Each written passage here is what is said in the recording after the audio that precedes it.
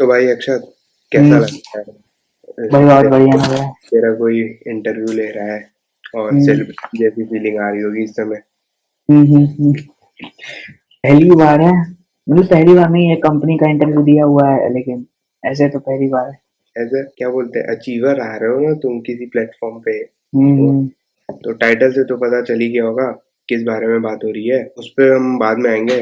पहले अक्षत जो है रूट के बारे में बात करते हैं कि जैसे कि इंजीनियरिंग इंजीनियरिंग बायोलॉजी और कॉमर्स। हम्म। उसमें पहले कि ये कैसे क्लियर किया तूने कि इंजीनियरिंग करनी है मेरे को। मेरे लिए ये चीज तो बहुत ही डिफिकल्ट था, क्योंकि मेरा बायो हमेशा से स्ट्रांग रहा है। और मैथ में मेरा इंटरेस्ट भी रहा है। और घर में कॉमर्स बैकग्राउंड है ही है, पापा पापा सीए हैं, तो यही सब था कि चूज कैसे किया जाए। तो लेना तो मतलब देख, मेरा ऐसे चल रहा था कि बचपन में मुझे सीए बनना था। फिर मैं जब से सिक्स क्लास में आया, तब से मुझे बायोलॉजी बहुत पसंद आने लगा है ना। बायोलॉजी में मेरे नंबर हम्म। भी अच्छे आते थे, 90 प्लस हम्म। आते थे। फिर उसके बाद मैथ्स में भी मेरा ऐसे ही नंबर आते थे, 90 प्लस, 85 टू 90 ऐसे रहता था। मैथ्स में थोड़े बहुत कम हो जाते हैं, लेकिन मैथ्स इंटरेस्टिंग लगता था। फिर एक्चुअली क्या हुआ कि नाइन्थ आते आते, नाइन्थ में पहली बार मतलब कंप्यूटर तो हमेशा से ही थर्ड थर्ड क्लास से चल रहा था। और प्रोग्रामिंग लैंग्वेज भी फिफ्थ क्लास से थी। फिफ्थ क्लास में क्यों बेसिक पढ़ाया गया था, फिर उसके बाद तो स्क्रिप्टिंग पढ़ाया गया था सेवन्थ क्लास में, HTML। फिर उसके बाद नाइन्थ क्लास में इंट्रोडक्शन हुआ जावा का। पहली हम्म। प्रोग्रामिंग लैंग्वेज कह सकते हैं एक तरीके से। तो जावा में मेरा जो यूनिट टेस्ट हो रहा था, यूनिट टेस्ट वन में तो ऐसे नॉर्मल थ्योरी आई थी, यूनिट टेस्ट टू में थोड़ा प्रोग्रामिंग आया था, तो उसमें मैं फेल हो गया था। मेरे आए थे ओ। हाँ, मेरे आए थे कुछ 13 नंबर, 13.5 नंबर 50 में से। जावा में। हम्म। तो फिर मैंने ट्यूशन एनरोल किया तो उधर मतलब जो गोरखपुर में सबसे बेस्ट टीचर है उनके यहाँ किया। तो वो बहुत अच्छा पढ़ाते थे कंप्यूटर। उन्होंने इस तरीके से पढ़ाया कि मेरा इंटरेस्ट कंप्यूटर में इतना ज़्यादा बढ़ गया कि जब 10th क्लास में मैंने कंप्यूटर में मेरे 99 मार्क्स आए थे 100 में से। तो लेकिन कंप्यूटर के उस समय तक कंप्यूटर में मेरा इतना ज़्यादा इंटरेस्ट बढ़ गया था कि मुझे कंप्यूटर ही लेना था, मैंने डिसाइड कर लिया था। मैं कैसे डिसाइड किया इंजीनियरिंग का हम्म। ना। मुझे मुझे कुछ ऐसा कभी मतलब था ही नहीं, कुछ क्लियर नहीं था। मैं बचपन में क्रिकेटर बनना चाह रहा था। ठीक है। उसके बाद एक दिन ऐसे ही मेरा एक दोस्त और मैं बातें कर रहा हूँ क्लास नाइन्थ में कि हम आपस में बातचीत कर रहे हैं। तो मेरा दोस्त क्या है, उसके भैया उसके भैया IIT गुवाहाटी से पास आउट और माइक्रोसॉफ्ट में 74 लाख का पैकेज 10th में जब मैं था। तो बहुत बड़ी बात हो गई भाई। और वो दिखा रहा है मुझे बहुत लंबे लंबे सपने कि पैसे हम्म। खर्च करेंगे, ये कार बाइक, इज्जत समाज में, ये सब वो। कुछ खरीदेंगे। ठीक। तो तब उसी समय अपन दोनों ने डिसाइड किया कि इंजीनियरिंग करना है। और हम्म। इंजीनियरिंग, और जब इंजीनियरिंग की बात आई गई तो तो फिर IIT। IIT। तो मेरा तो ये था। चल ठीक है, तो जैसा कि तूने बताया कि अभी तूने इंजीनियरिंग का सोचा, तो मतलब तेरे दिमाग में भी यही था कि इंजीनियरिंग मतलब IIT, ऐसा कुछ था कि बस ऐसे इंजीनियरिंग करना था? तो क्या मतलब, क्या पहला मतलब तू कब सीरियस हुआ कि IIT की प्रिपरेशन करनी है? पापा के फ्रेंड सर्कल में बहुत सारे लोगों के बच्चे कोटा वोटा जा रहे थे कि ये करना है तैयारी। और उस समय मतलब जैसे सर्कल में बहुत सारे बच्चे, सब मैक्सिमम तो इंजीनियरिंग और ये बायो ही लिए, सब के सब कोटा जा रहे थे। तो मुझे लगा कि कोटा जाना चाहिए क्या। तो फिर ऐसे ही थोड़ा सा बातचीत किया, पता चला कि कोटा में ऐसे पढ़ने का माहौल है, ऐसा पढ़ने का माहौल है, पूरा पढ़ने का इंडस्ट्री है, बहुत वहाँ पे कंपटीशन मिलेगा, सब चीज़ मिलेगा। तो मैं डिसाइड हो गया कि ठीक है, चलो जाना है। मेरे क्लास में किसी भी बच्चे या टीचर के मुंह से कोटा आपने सुना ही नहीं था, कोटा सुना ही नहीं। तो जो दोस्त मुझे सपने दिखा रहा था ना बड़े बड़े, वही बताया कि कोटा एक जगह है, वहाँ चलेंगे और वहाँ पे बहुत बहुत मस्त पढ़ाई होती है, क्वालिटी ऑफ एजुकेशन की जो बात होती है वो। और वहीं से निकलता है IIT, हम्म। और कहीं से नहीं निकलता, वहीं से निकलता हाँ। है। मैं मतलब क्लास नाइन्थ का बच्चा 10th में जाते जाते उस समय बताया कि कोटा जाना है। हाँ। तो मुझे काफी कन्विंस करना पड़ा, और पापा तो मुझे कोई भी कभी भी किसी चीज के लिए मना नहीं किए। ठीक हम्म। है। और मम्मी भी मना नहीं कर रही थी, लेकिन मम्मी के अंदर था कि अभी बच्चा बहुत छोटा है। 10th क्लास का बच्चा कितना ही बड़ा होता है। तो उनके मन में था कि अभी बच्चा बहुत छोटा है, इसको भेज नहीं सकते, समझ रहे हो ना। तो वो प्रोटेक्टिव मदर का था वो सीन।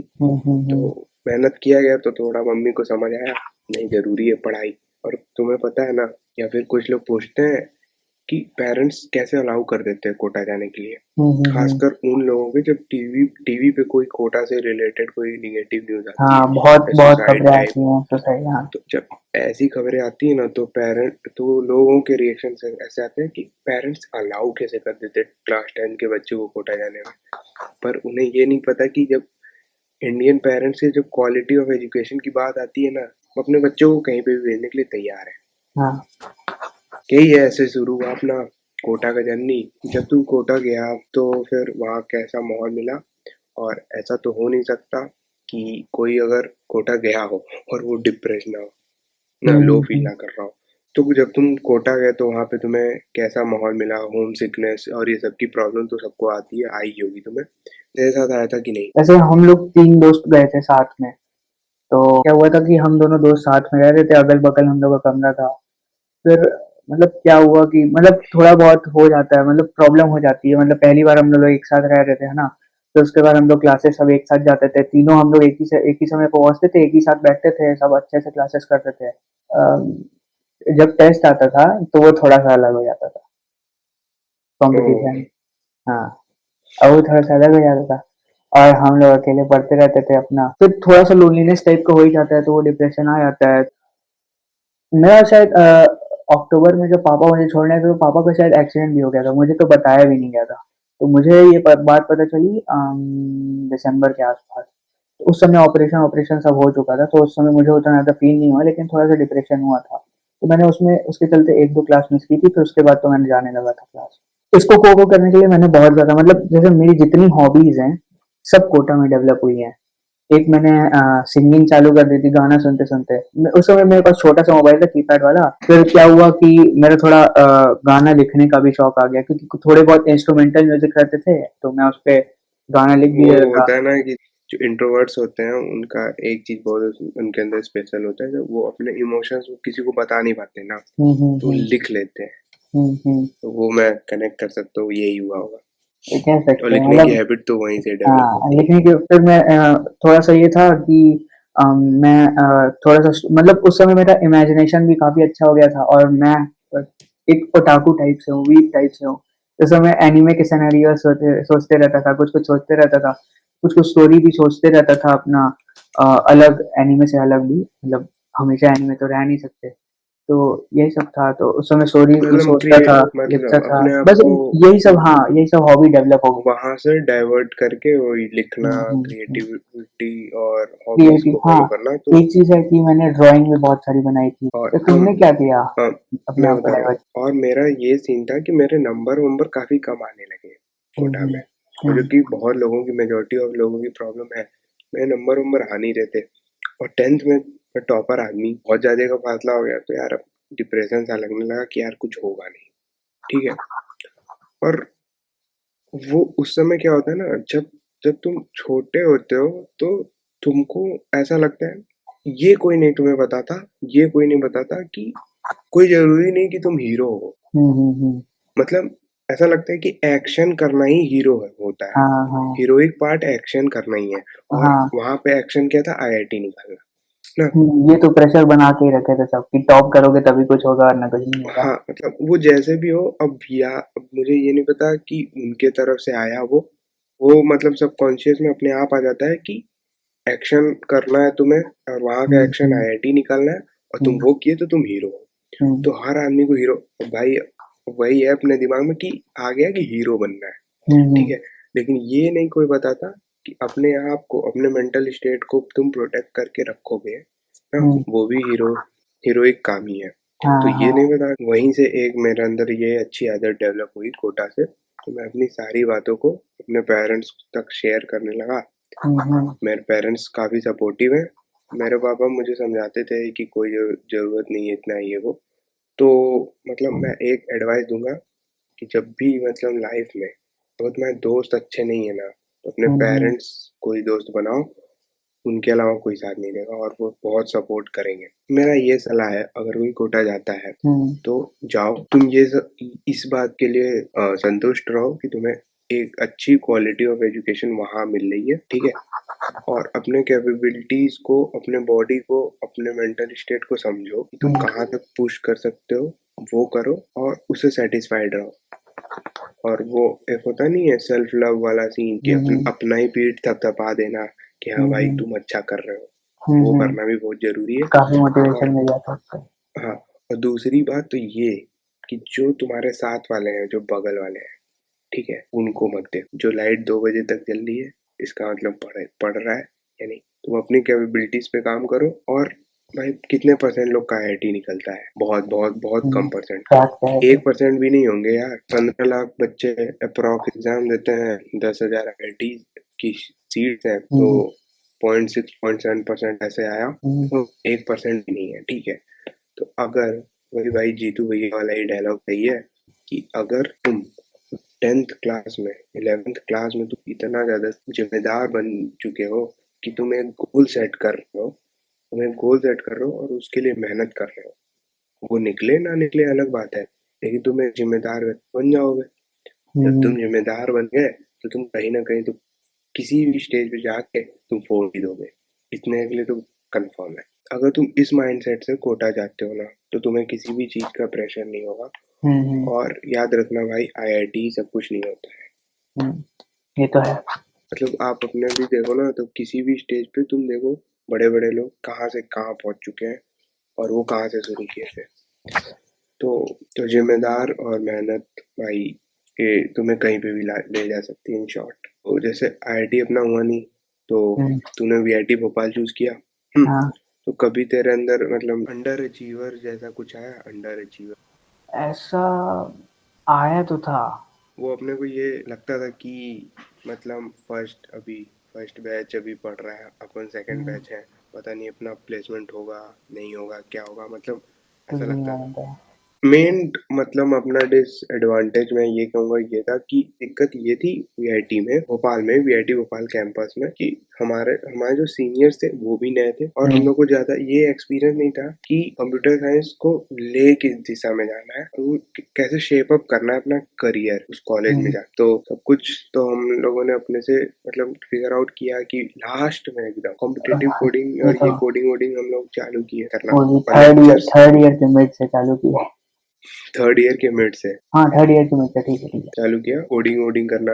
DSA से आता था लेकिन थोड़ा वो परफेक्शन पे लाने के लिए और कोड वोड करना। लेकिन थर्ड ईयर के मिड हमने बस एक ही स्टेप अच्छा किया, जो हमने फर्स्ट ईयर के समर वेकेशन के बाद से हमने डेवलपमेंट सीखना तो चालू कर दिया। मतलब हम लोग एंड्रॉइड डेवलपमेंट में आगे बढ़ चुके। IBM का सिलेक्शन प्रोसेस बताना थोड़ा कि कैसे क्या हुआ इसमें। जहां तक मुझे याद आ रहा है, मेरे 3 राउंड हुए थे। सबसे पहला तो कोडिंग राउंड हुआ था। उसमें मुझे एक क्वेश्चन मिला था, है ना, और 45 मिनट से 1 घंटे का समय था। मैंने 15 मिनट में वो कोड निपटा दिया था। तो उसके बाद तो मैं चिल था सबमिट करके। फिर उसके बाद मतलब उसके बाद जब क्वालिफाई हो गया तो दूसरा टेस्ट होता है, ये गेमिंग राउंड टाइप से होता है। गेमिंग राउंड मतलब इसमें पजल गेम्स टाइप से होते हैं। इसमें थोड़ा माइंडसेट चेक किया जाता है। गेमिंग राउंड में तुम्हारे 7 राउंड होंगे और कुछ में से मतलब थोड़ी नेगेटिव मार्किंग भी होगी। नेगेटिव मार्किंग जैसे गेम में तुम्हें स्टार्स मिलते रहेंगे, 3 स्टार, 2 स्टार, 1 स्टार। और कुछ गेम्स में अगर तुम कुछ गलत करोगे कैलकुलेशन तो तुम्हारा 1 स्टार कट जाएगा। तो ऐसा है।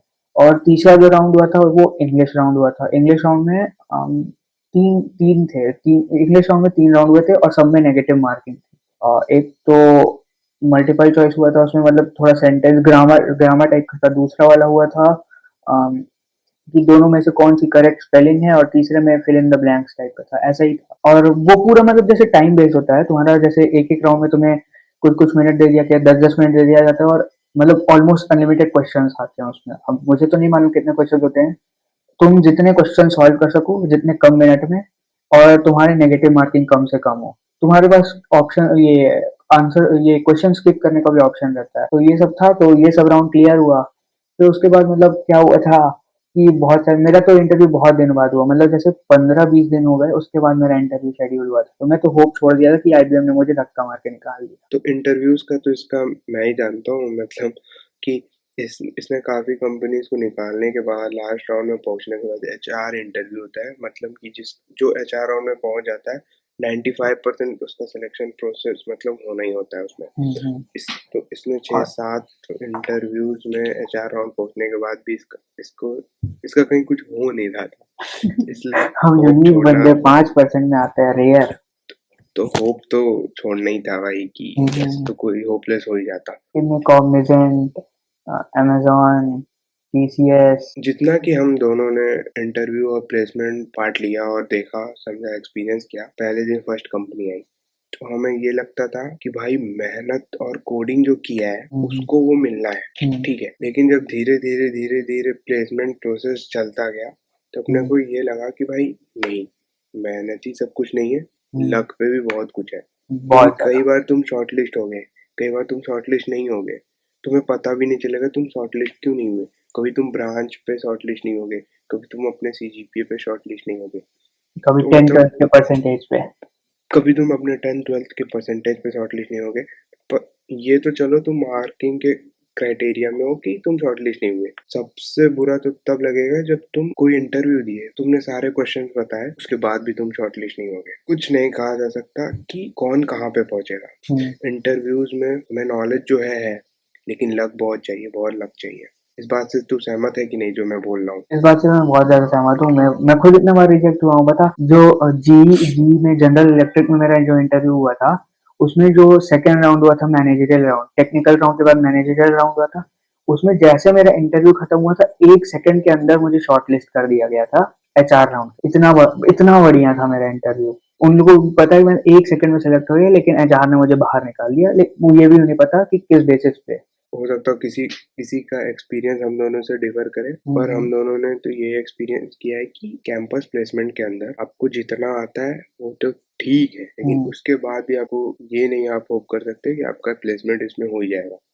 लक बहुत बड़ा कोशिश फैक्टर करते हुआ है, रहोगे हम दोनों के बहुत साथ भी हुआ लक। था। तुम ये बताओ कि एज अ कोई न्यूबी आता है और तुमसे पूछता है कि भैया मुझे प्लेसमेंट चाहिए, आया तुमसे पूछा तो तुम उसे क्या सलाह दोगे, क्या रोड मैप बताओगे? और हम लोग जो भी बात कर रहे हैं यहाँ पे वो ऑफ कैंपस की बात नहीं कर रहे हैं, हम लोग बात कर रहे हैं कैंपस प्लेसमेंट। बस में ऑन कैंपस में तो ऐसा होता है कैंपस प्लेसमेंट में कि अब सबको कैसे डीएसए तो कॉम्पिटिटिव आना कोडिंग। जरूरी है, कॉम्पिटिटिव कोडिंग उसी पे बेस्ड है, क्योंकि पहला राउंड तुम्हारा होने वाला है वो एप्टीट्यूड होगा।